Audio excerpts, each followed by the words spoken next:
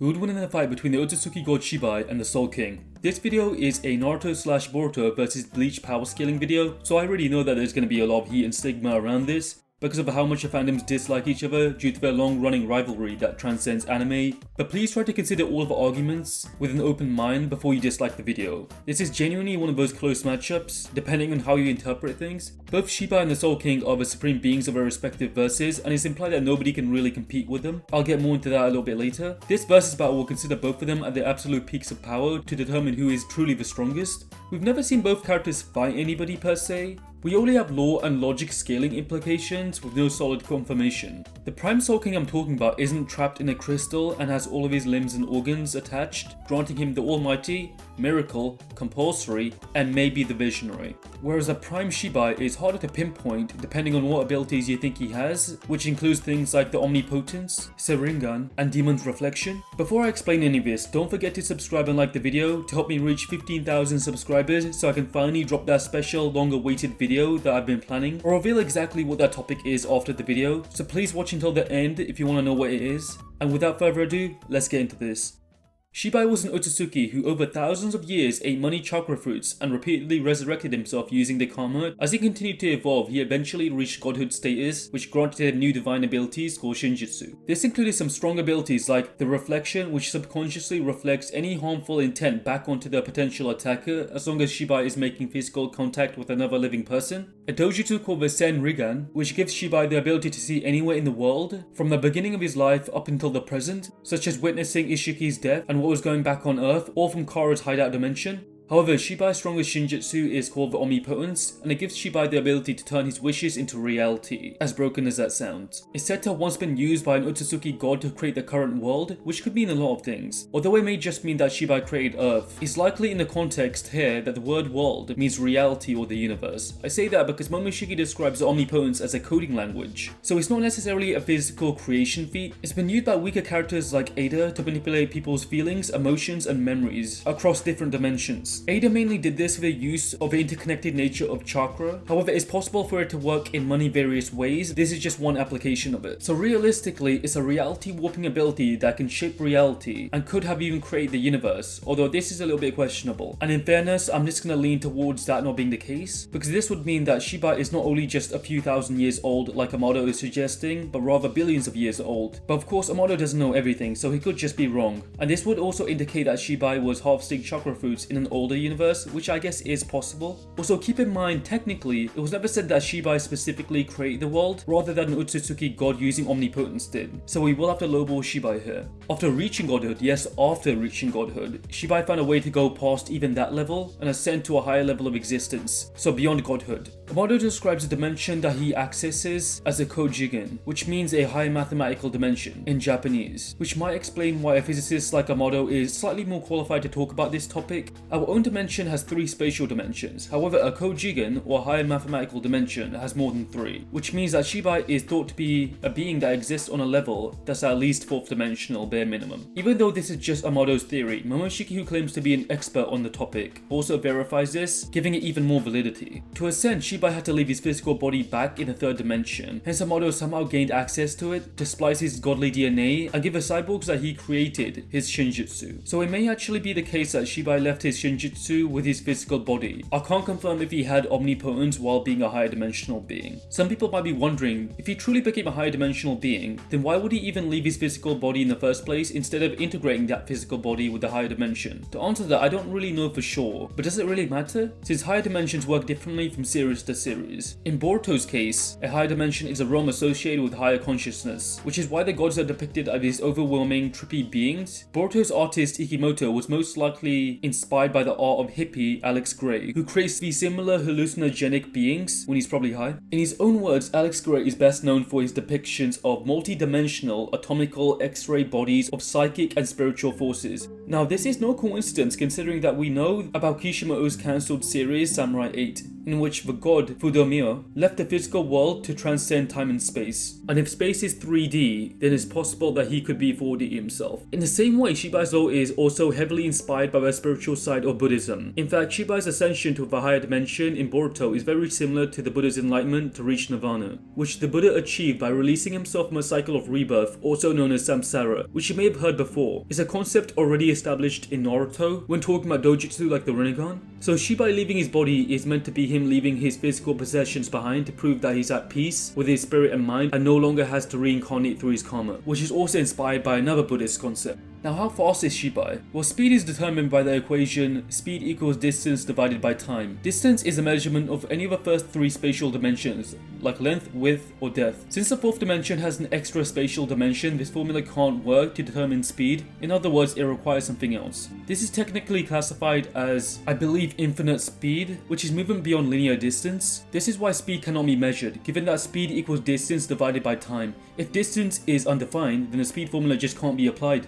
Now to slightly debunk Shibai here, on stuff I see very commonly, people claiming that he's 5D or higher because he ascended beyond the normal universe, which is 4D. For some reason people think that time is the fourth dimension, but that's not how it works. A dimension is a measurement, plus time, which granted is a dimension but not a spatial measurement, is a temporal measurement. So the universe is 3 spatial dimensions plus 1 temporal dimension. If this is tricky to grasp, imagine a drawing. Drawings are 2D. Cartoons are also 2D, however, they have time flowing throughout them. The cartoon isn't now all of a sudden 3D because of that. In the same way, humans aren't 4D for being 3D, yet being able to move because there's flowing time. Being 4D means you can exist in a place as more than 3 spatial dimensions. So Shibai exists in a realm where there's at least 4 spatial dimensions, which by extension would make him 4D. But there's no proof that he's any higher than this. While he could be higher than this, I can't say for certain. The reason a 4D being can only exist in a 4D dimension is because imagine a 2D or 4D object. It can't exist in the third dimension or third dimensional space, since everything in our third dimension is made up of atoms, which have 3 dimensions, length, width, and depth. So everything in the fourth dimension in the same way is made up of fourth dimensional building blocks. So Shibai's attacks are by default that level. But we have to lowball here. We can't say it's any higher than the fourth dimension because we just don't know. I'm not here to be generous, unfortunately. It's better to lowball than highball. Now on to Bleach's strongest character and supposed ruler of the Soul Society, the Soul King, the man who's said to transcend everything. Of course, that doesn't mean that he literally transcends platonic concepts and everything, including the author, so take that with a grain of salt.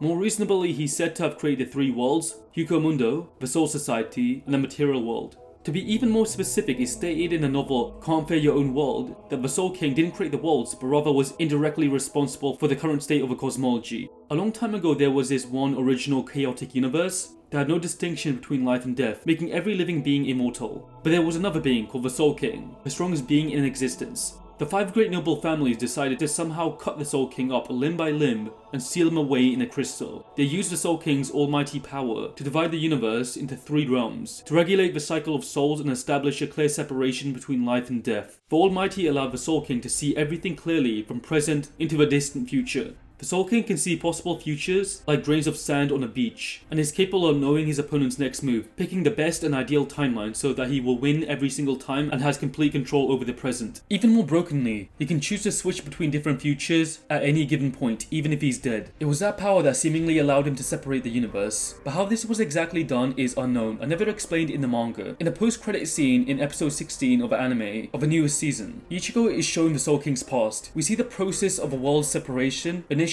by the Soul King using a tool that I'm assuming is his Zanpakuto, although I could be wrong. We then see whirlpools that I can only assume to be spiritual energy spinning and being separated by him. The 3 outer whirlpools represent the 3 worlds, and the arrows going through them represent their stabilization, meaning that each realm is of equal size and its own time-space. The only issue here is that dividing the universe this way isn't necessarily the same as creating the entire universe from scratch, or even destroying it, rather he's manipulating spiritual energy. The visuals in the anime are also metaphorical because the whirlpools don't exactly look very big or to scale. If anything, they're around the same size as the Soul King himself, and I doubt that's the size of the universe. Unless you think the universe is the same size as the Soul King. Very confusing. However, you may actually be able to argue that the Soul King can manipulate the universe on a universal scale, therefore scales to that level. I'm not exactly against that, although that is debatable.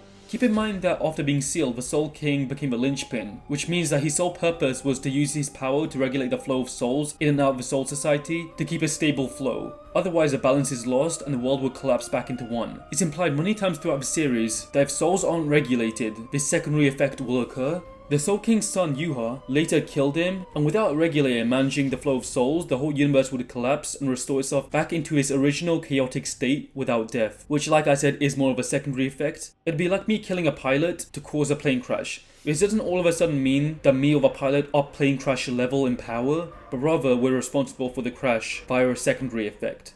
However, because the Soul King separated the universe through a use of creating any possibility, in theory, he should be able to create possibilities to help him defeat Shibai. This goes hand in hand with the Soul King's other unique ability, the Miracle, which is his heart and allows him to manifest his thoughts, feelings, and desires. It's suggested that the more improbable a specific event is, the more likely it will happen. The left hand of the Soul King is a compulsory, which grants him advanced evolution that can absorb, copy, and regenerate from most things. The right hand of the Soul King is Mimihagi, which can bestow power, manipulate darkness, and stop evolution. In other words, the opposite of the left hand. The Soul King's brain is implied to be the visionary, although it's unconfirmed. If so, then it would allow the Soul King the ability to imagine and materialize most outcomes and create most physical materials. We've seen Gremmy use his power to materialize meteors. It's possible that he could materialize something like a supernova. As cool as these abilities are, could he even interact with a higher dimensional being like Shibai in order to use these abilities? Well, we know as the supreme being of the verse, he should be way stronger than the likes of Aizen back in the fake Kokora Town arc, who believed that he had evolved to the point that he is a dimension above all other Soul Reapers. Like Shibai, the term used was Jigen, which as I established earlier means mathematical dimension, even making the comparison between them like the difference between a 2 and 3-dimensional being, claiming the only way he could be interfered with is if he lowered his Ryoku down to their level. But we know that this comparison is more metaphorical than literal, because if he was a true high-dimensional being, he shouldn't be able to exist in our 3-dimensional world. As explained earlier, the normal world is entirely made of 3 spatial dimensions, and everything within it is also 3D. So anything higher can't exist within it. Something that's 4D, for example, would have to exist in its own separate 4D dimension. It'd kind of be like trying to integrate yourself into a cartoon. Of course you could draw yourself in, however that wouldn't be the real you, rather a 2-dimensional version of yourself that you created, like an avatar. Some people argue there's already 4th-dimensional shapes like tesseracts. Yeah, a tesseract in theory is 4D, however a tesseract can't physically exist in our world. Drawings of it can exist, but not an actual real physical tesseract. Although Aizen's Reiatsu can't be felt, Soul Reapers can see him, interact, and not be crushed by his presence throughout the entire duration of a fight. Even later on, Aizen can't says Migetsu Ichigo's Reiatsu, so believes that he has one-upped his evolution and is probably 5D. However, once again, this isn't literal higher dimensional existence, because he could see Ichigo right in front of him and talk to him, in the 3rd dimension, even going on to enjoy his full power. Aizen was wondering if Ichigo is in a high dimension to him, and this is a question, so we don't actually know if it's actually the case or not. And Aizen's confliction honestly makes me question his validity and mental composure. Ichigo fired a final Getsuga Tensho, which completely engulfed Aizen. Now, not only should the attack not be possible in the 3rd dimension, but Aizen as a lower dimensional being, compared to Ichigo here, should be erased instantly, which he isn't, and manages to keep his body mostly intact. It's only afterwards he decides to regenerate and merge with his sword to allegedly reach Ichigo's level, so this shouldn't be taken too seriously. The importance of Aizen's line is mainly to hype up and exaggerate the level gaps and evolutions between characters. So Aizen isn't realistically a high-dimensional being. However, he demonstrates the power to surpass even reason, destroying the Kototsu, a being that governs time and space. Of course, managing something doesn't mean that you're above it. For example, if you're a store manager, that doesn't mean you can blow up the store, but you can control aspects of how it functions. So in context, the Koyotsu is a being that manages time and space by cleaning up the down guy's mess, like a street sweeper. It should be noted that time and space, contrary to belief, isn't 4D. Many people argue that there's 3 dimensions of space and an extra dimension of time. You heard me say this before. Nonetheless, time is not a spatial dimension, it's a temporal one. To simplify this, if a manga is 2-dimensional and is adapted into an anime, which now has time flowing through it, frame by frame, is it 3-dimensional? The answer is no. Otherwise, you and I could enter a fictional anime, which, as I explained earlier, isn't possible. This means I'm not really convinced that Aizen or the Soul King are truly higher dimensional, like Shibai is, who doesn't have many contradictions at all, mainly because we just haven't heard a lot about Shibai, so maybe contradictions will reveal themselves in the future. Regardless, is the Soul King able to use his Almighty to somehow choose a possibility that would allow him to mess with Shibai, even if they are a dimension apart? Well, the thing is, right, if a Soul King is universe level, or even low multiversal being generous, assuming that each realm is the size of our universe, he's still a 3D being. Any outcome that the Soul King would pick with the Almighty or any other ability would prove ineffective, unfortunately. At the end of the day, it's all 3D. The difference between Shibai and the Soul King is like the difference between a fictional character from a book and its reader. So no matter what is written in the story, even if the outcomes are infinite, it's ultimately just fiction to the reader and can't physically touch them. The Soul King basically has the ability to change pages in the book and decide the outcome. However, a line can't jump out a page and attack the reader. However, the reader can burn, rip, and destroy the page. Obviously, some things are subject to change. There might be evidence in the future to suggest that Shibai isn't truly high-dimensional, but I can only base things off what I know already, currently, so keep that in mind. We don't really know exactly if Shibai retains his omnipotence abilities. If he does,